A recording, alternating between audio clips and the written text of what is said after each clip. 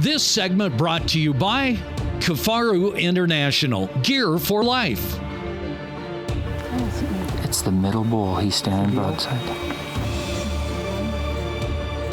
So I'm giving her directions. This bull's really right in her shooting range, and there's 3 bulls coming up there, like I say.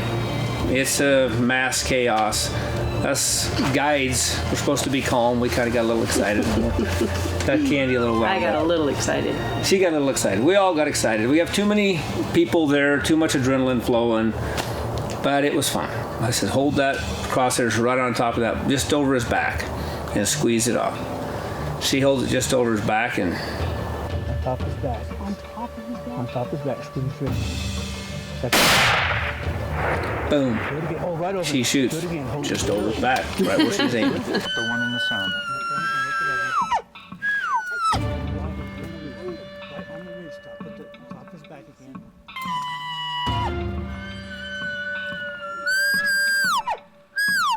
The middle bull. Away they go. And the Steve Dodd, the funny thing is, he had worked down, he hears a shoot. Well, these 3 bulls go charging right towards Steve. The bulls went over the hill. Justin spots them. Now they've got mass chaos because they're just walking along when these bulls just come flying out of nowhere right over the hill to him. So Justin's trying to film. He was wound up. He's trying to watch through his binoculars, video through the camera, and tell Steve which bull to shoot.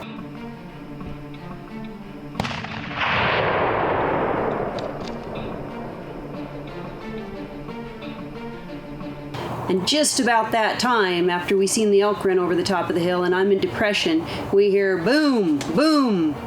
So that was pretty good. We ran those bulls right over the hill, right into Steve Dodd, and he took a couple shots and he got a bull down. So that kind of perked me up a little bit. At least we had a bull down in camp.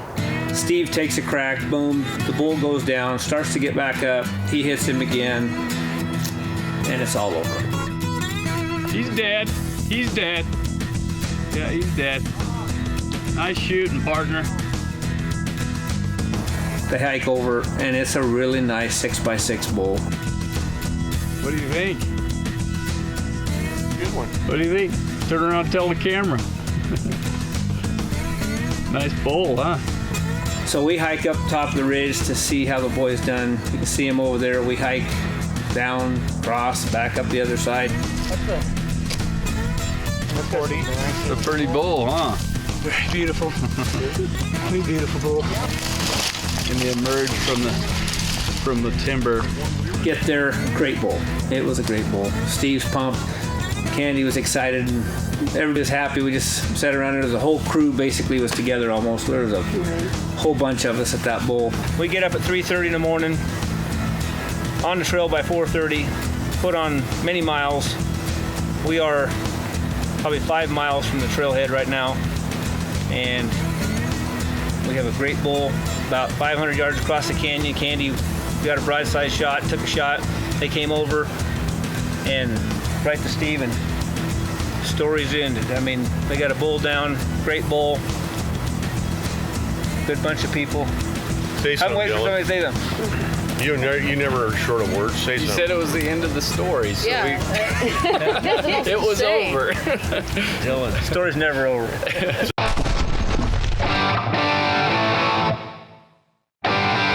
Well, for those of you who have never stayed in a wall tent, I can tell you right now it's the only way to go, whether it's just for a couple days out hunting or whether you're packing into the backcountry.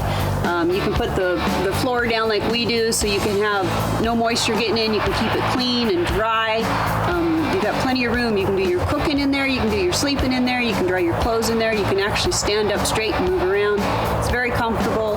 So it doesn't matter what camp we're in. It seems like even if people are bringing their RVs, if we set up the wall tent, that's where everybody congregates. It's the meeting room for all. It's got that warm, cozy, happy feel.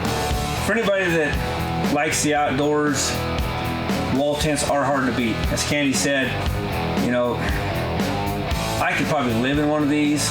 My mother was actually born in one of these. Wall tents are hard to explain unless you've actually used them. You know, they keep the weather out. If you got a good one, they don't leak. You put a floor in the bottom, you don't have moisture coming up in here.